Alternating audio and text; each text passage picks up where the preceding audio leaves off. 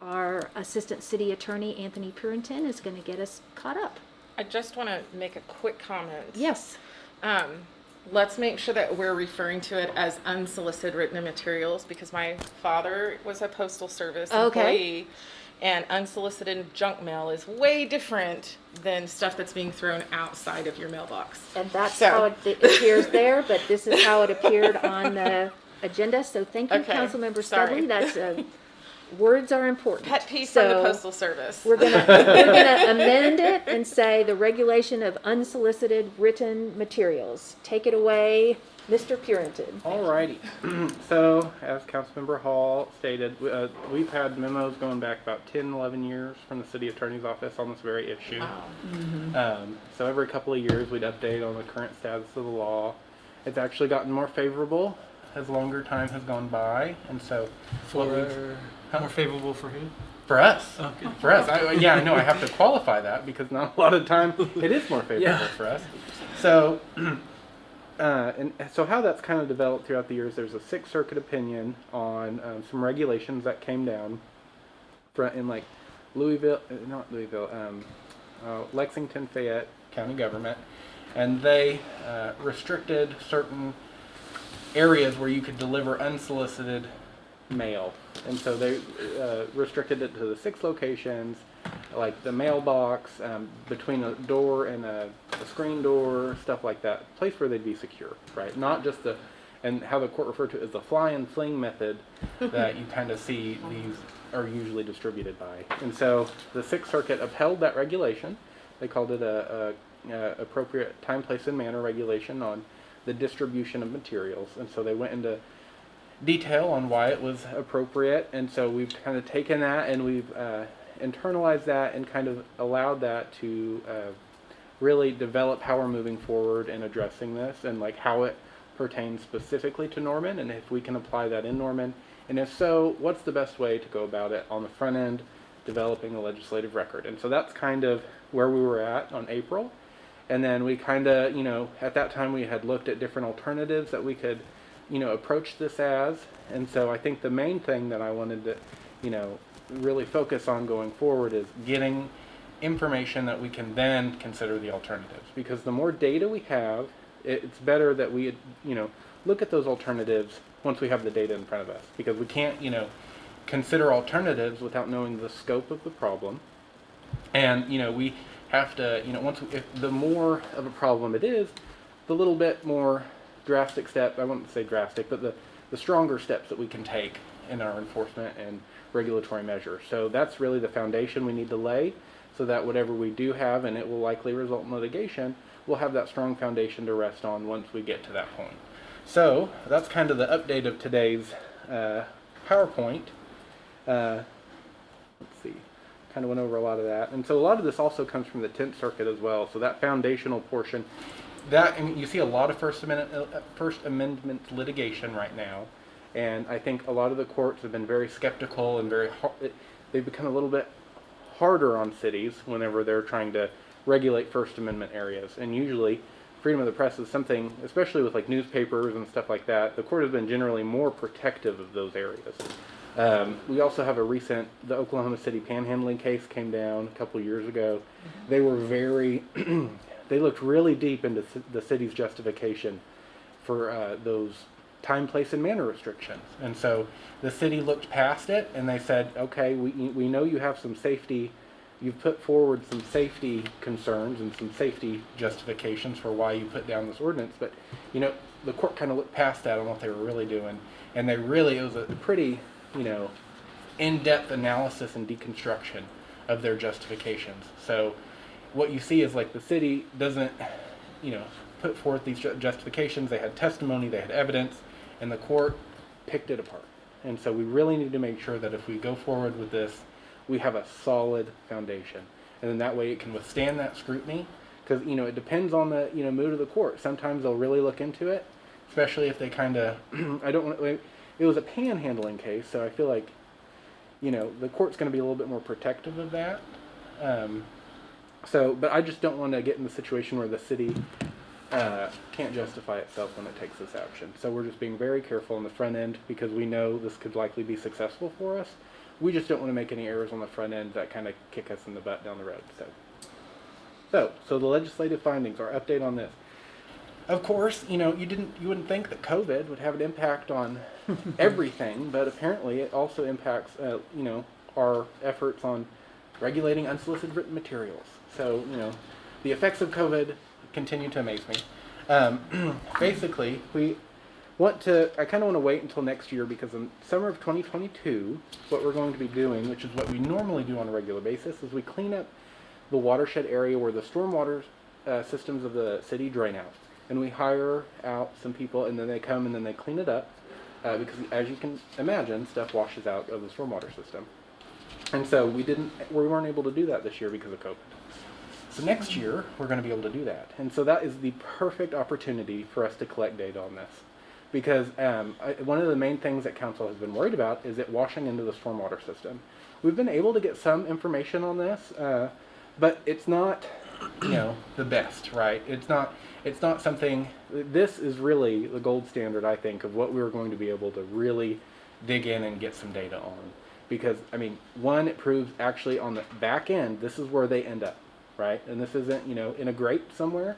It's in the environment, in the city's, creeks and streams is where this is ending up. And so it's on the very end of that supply line, if you want to call it that. And then also, it's something that the city spends money on an annual basis to do. So it's actually a financial hardship on the city that we are expending to clean up these areas. And finally, we can actually take those, whenever we have someone cleaning that area, we can actually separate those materials out and weigh them if we wanted, right? And so we can actually get a hard and fast number of the actual impact this is having on the city. So, in terms of a legal standpoint, being able to present that evidence to a judge is invaluable. Because, it's one thing to say, I've seen these in the city storm grates. It's another to say these are the actual amounts that are ending up in the waterways, right? So that's a really strong foundation, depending on the findings. We may not find any, but I suspect we will, just on some of the preliminary findings that we've been able to get recently. And then, let's see, and we've also been getting photographic evidence, which I want to also show you guys a little bit of it. We've gotten more today, even after, after I sent out this PowerPoint. So, keeps coming in.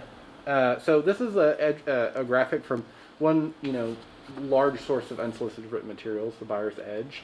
This is from their website. It's their distribution website. And so I think the numbers are pretty substantial. I think out of the, let's see, how many do they do a week? They publish every week. There's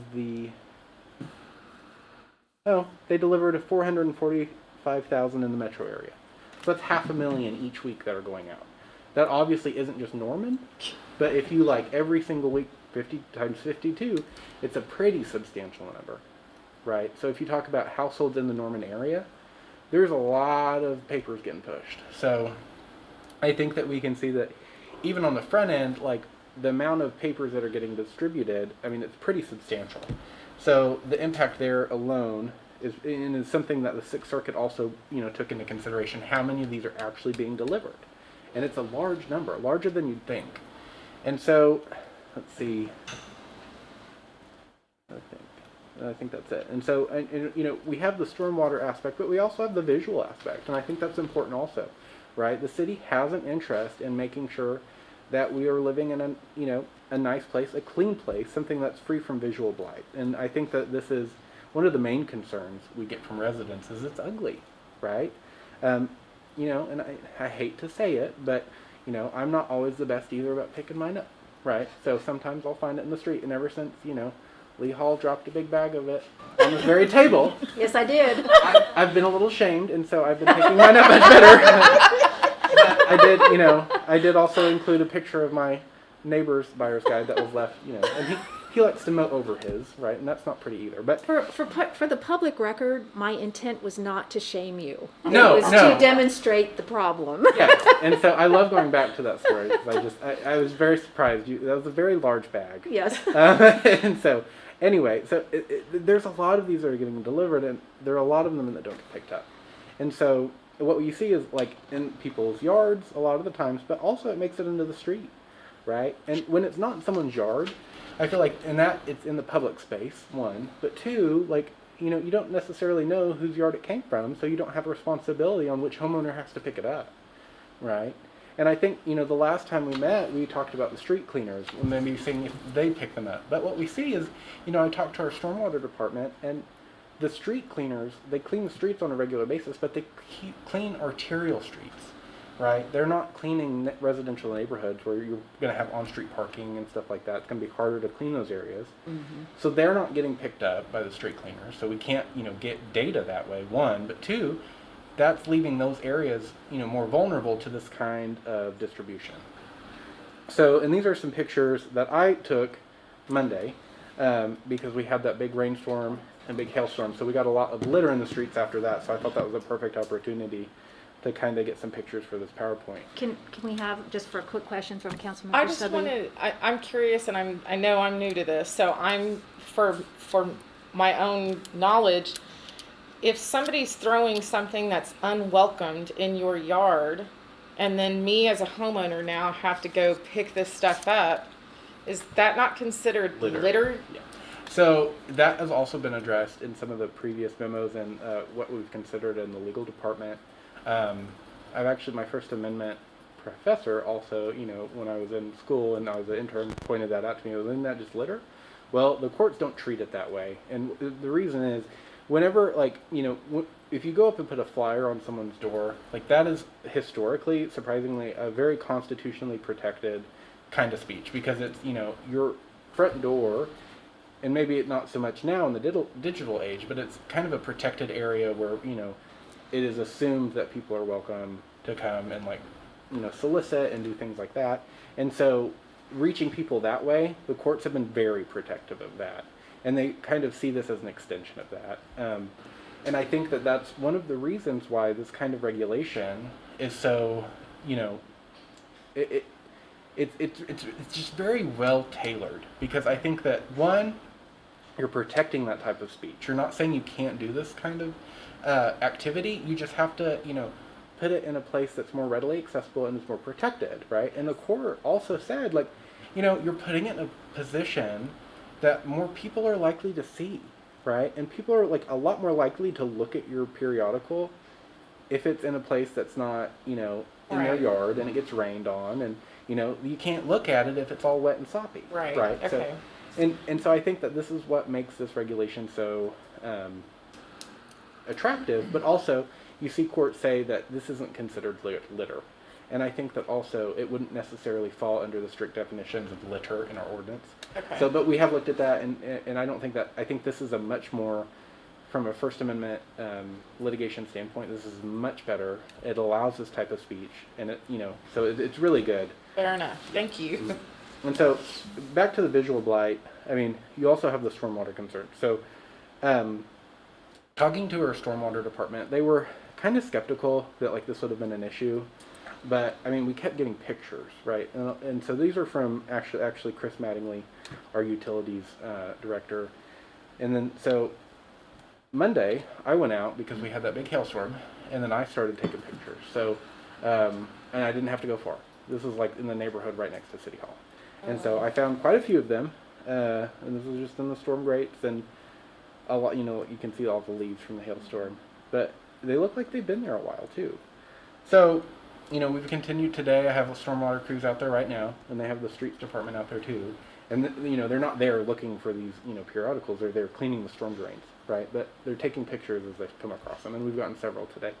And so that's kind of what we're doing. We're continuing to develop, you know, the legislative findings and the pictures, like the, you know, stuff that we can show a court. And then so we also looked at the citizen complaints that we got through the Action Center.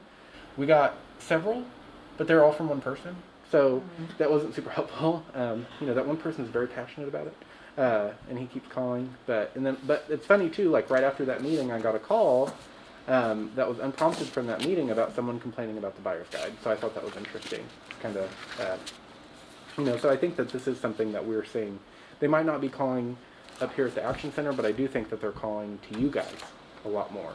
And so I think this is something that you guys are hearing. So you guys are an asset in that too.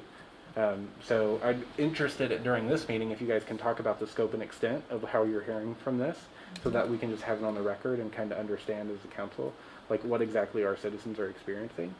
And I think that that's another, having another year gives us an opportunity now. We just recently got a new communications person, so now that we have her on board, we can start developing something that we can get more direct input from the citizens as well, and get their idea of like what they're experiencing. And like, I think there's an opt-out that you can do with certain of these periodicals, but from what I've heard, they're not very effective, right? And so when I called the guy who called up to our office, that's what he said. He tried to opt out 3 or 4 times, and it just wasn't successful, and they keep delivering it. And it makes sense, too, because if you're delivering to every single household, Right. and it's not subscription-based, that's unfeasible. That if half of the people on the city block have requested, and you have 4 different people who over the course of a year you have hired to do this business, it's going to be hard to keep up with what houses you can deliver to and what you're not, right? These aren't like postal people who kind of know the houses they're at, doing Right. on a day-to-day basis, because they're government workers who've been there for 30 years, right? It's not kind of the people who they probably have employed. So, I mean, that's a consideration too. So kind of getting more, and I mean, I think this is more optional and aspirational, just because I don't think that the court is necessarily going to say that, that opt-out system is something that doesn't allow you to regulate, because I think that, we're operating on a lesser scale in terms of First Amendment scrutiny. So I think we can, this is aspirational, not necessarily something we have to do to be successful during litigation. So at this point, I think that's it for me on the updates, but I'm interested in hearing from what you guys have heard from the city and any questions you guys have. Well, thank you so much, and I appreciate your investment in this topic, and I believe you started it when you were serving as an intern with the City of Norman, and I have to think that the quality of your work at that time on this particular issue, as well as others, was, gave us the opportunity to hire you in the position that you're in now. So, well, this is actually encouraging news, because it seems like I think since I've been on council, this is probably the 3rd time that we've discussed it. Councilmember Holman may have been present for every time it's been discussed. I don't know, almost. But I do think, just my general comments, and then we'll get to you, Councilmember Schuler. So this is probably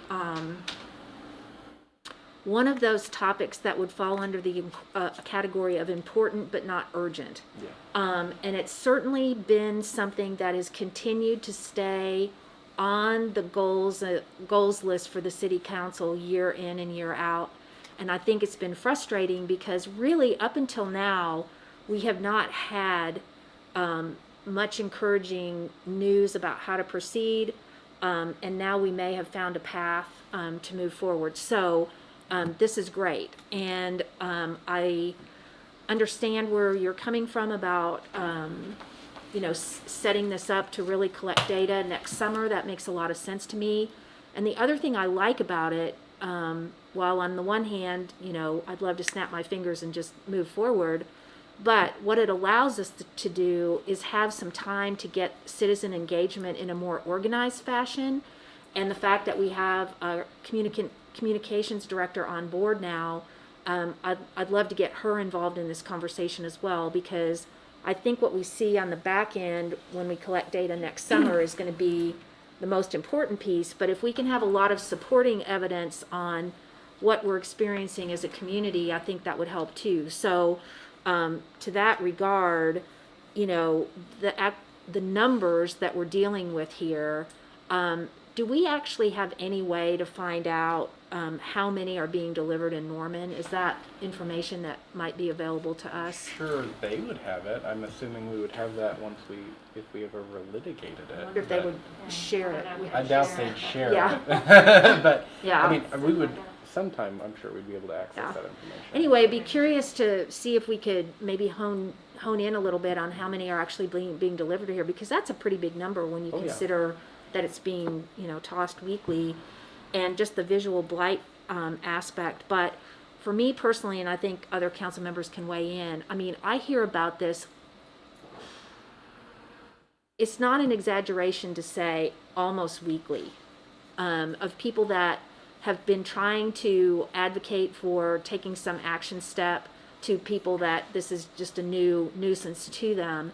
And so I do have a lot of pictures that people have sent me. So one of the things that I would love to pursue is there a way that through our City of Norman website, could we set up something that people could send us pictures, or, you know, really have a campaign about collecting pictures, videos, you know, if even just having like a month where we ask every Norman citizen that this is annoying to them to call and try to opt out and see if they can, you know, if we can collect that data too, because what I hear is that people have continually tried to opt out over and over and over again, and they may be successful for a short period of time, but then they end up showing up again, probably for a lot of the reasons that you've stated.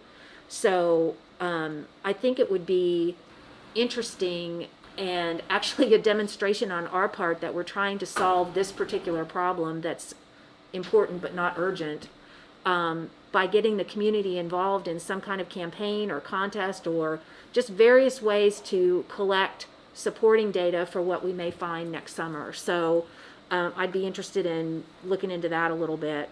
And then I was just going to say my own personal experience at that meeting where and I'm going to give you that picture. I'll send you that picture. Yes, thank you.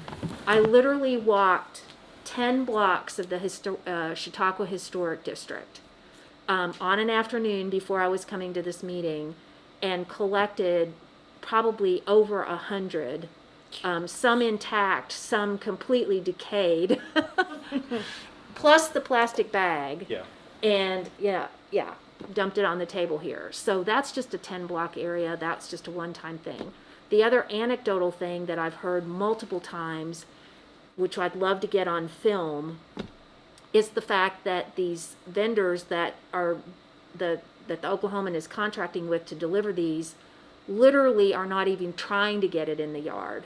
That they may just be tossing them, and there can be a whole block of papers that are landing in the street. They're not even being any attempt to being delivered.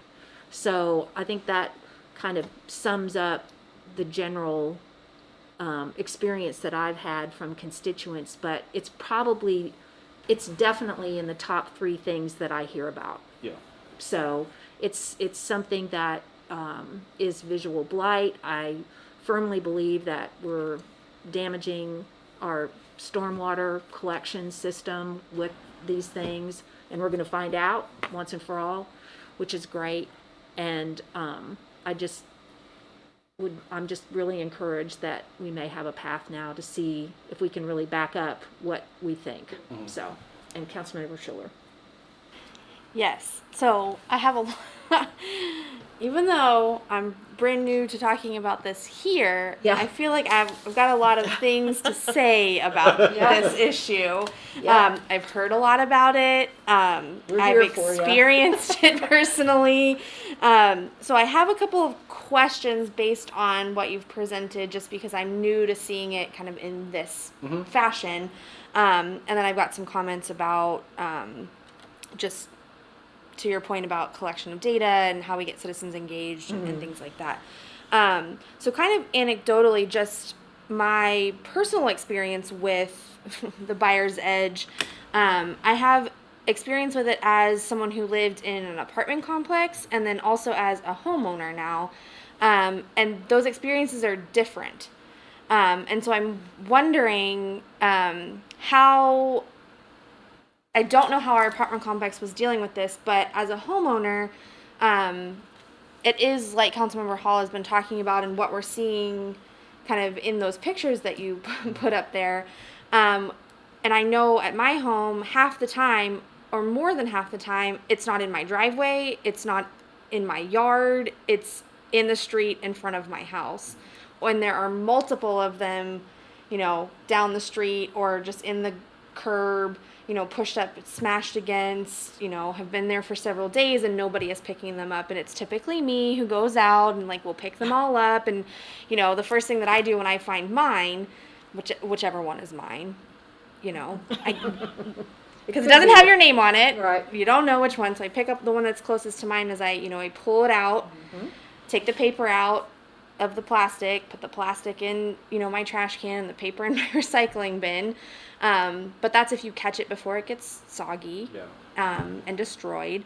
And so then I go around. But at the apartment complex that I used to live at, it was stuffed into all of our mailboxes. Mm-hmm.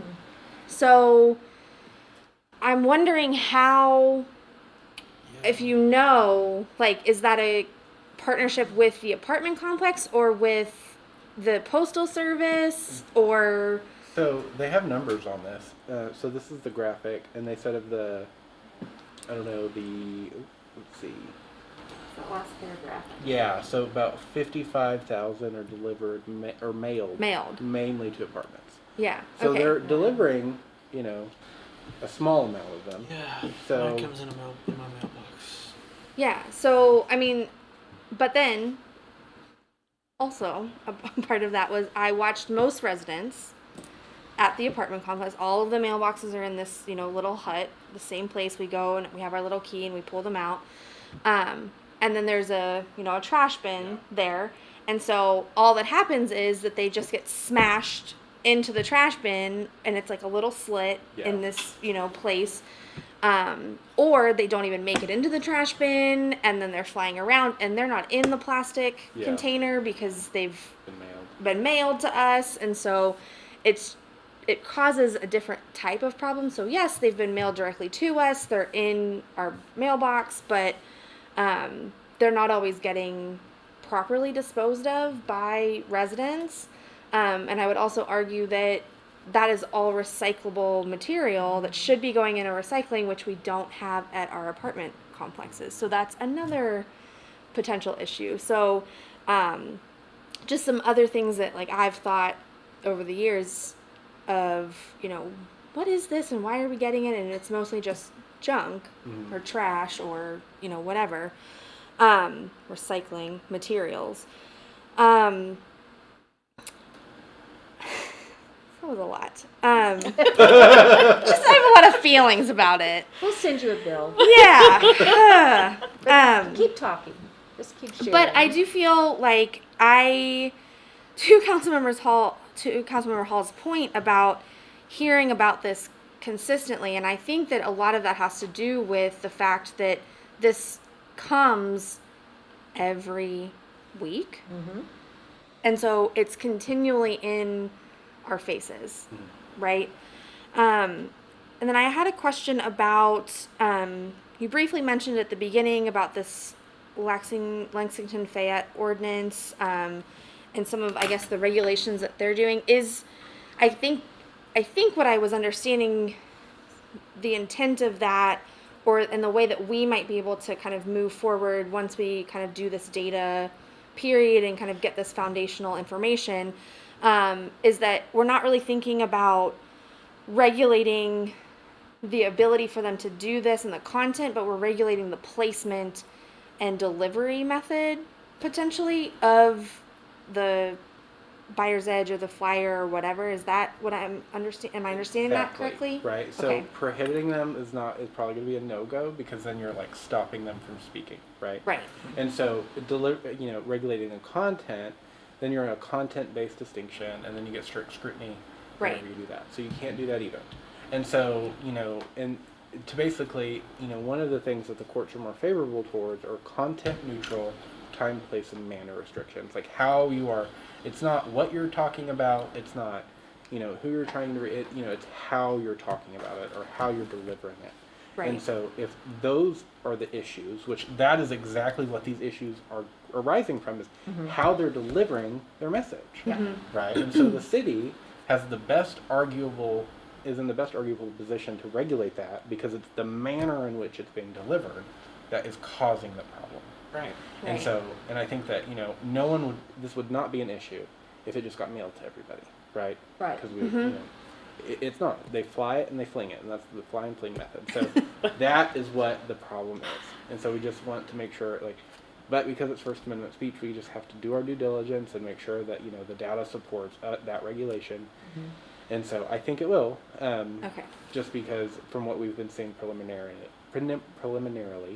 but I think that summer, we will be doing it over the course of the summer. It'll really be, that's the big one. So, and then so the Lexington Fayette ordinance, a model of that is one of the alternatives that we can consider once we get that data. But I think that would be the optimal one, depending on if we have the data to support it. So.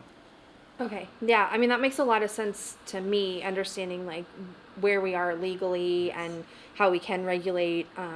And I can't say that I haven't used anything in those. I mean, I do look through and I've used coupons in there and things like that. So it's not all completely trash. I will say that. Like I have, picked some coupons and things like that. So it can be useful at some times, but yeah, the manner at which I have to go retrieve it. Yeah, but it is not easy. And if it rains the day after, you can't clip the coupons when they're destroyed. Right. And so I think that's the main issue, and that's the one that the court was most, I think, persuaded by, is that we're regulating it in a manner that will enable them to reach more people. But it's just less cost effective is the issue, which is understandable because this is a print newspaper. So, and they're already, kind of struggling probably financially. So, and if this is one of their main revenue sources, then I can understand why they're so invested in needing to, cut costs and stuff like that. But at the same time, it shouldn't be to the detriment of the city. So, and that's just why we need the data to support. So. Yeah. And then just kind of highlighting what Councilmember Hall was talking about in terms of like how we're collecting data and information from citizens on their complaints about, this happening, right? And so that we can kind of have a multitude and kind of show a 360 view of really the scope of what is happening here and how many people this is really affecting. Because right now I think that we're getting emails about it and we're seeing it, we're getting tagged in things on social media and our ward pages.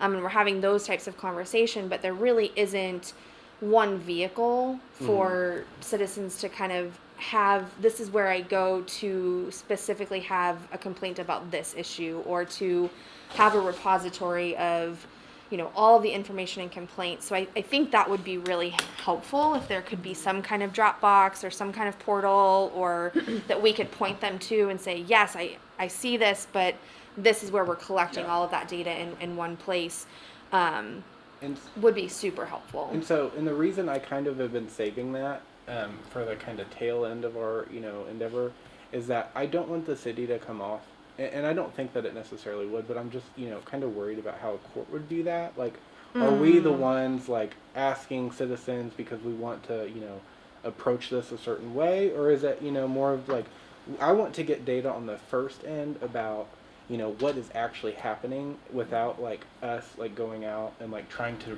generate info, right? I just want to collect what's already out there. And then once we have a good foundation like that, I think it's really important. I also want to get, citizen input, like how this affects their lives. But I want to do that at the end so that it doesn't seem like all of the data has kind of been, I don't, does that make sense? So as a timeline, Yes. for example, and I understand where you're coming from, and that makes a lot of sense. So timeline-wise, step one then would actually be collecting on the back end with something that's combined with something that we're already doing, that's already online, with a annual maintenance type of thing that's scheduled for summer of 2022. Yeah. We do that first. I think so. Okay. And then also like the opt out, I like that idea of like getting everyone to opt out if they want to opt out, and then seeing what the actual compliance is. But at the same time, you don't want to collect data on how many are making it in the waterways, but also have half the city opt out, and you're Right, halving true. the amount. So you kind of have, and it stinks in a way because it just takes longer. But and so we might, and again, the opt out kind of thing, I think that's optional. So depending on the time frame that we have, if we want to go forward with something, I don't think that's necessary.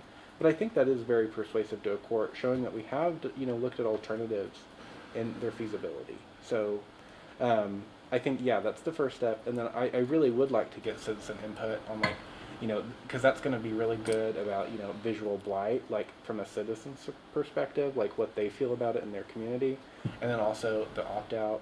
But also, if a lot of people are going out and picking them up themselves, right? Which, I mean, is great, because I think we have a lot of concerned citizens and a lot of people who are really concerned about the environment. And we have a very strong stormwater citizenry, right? They're very passionate about that. And so I think that you have a lot of that going on too. So I think they'd be very vocal about that. And I think that that'd be important for the court to know. So at the very minimum, we could, as a way to respond currently, is to say, we continue to explore our options. We are encouraged that we now have a path forward to collect data. That's going to happen next summer.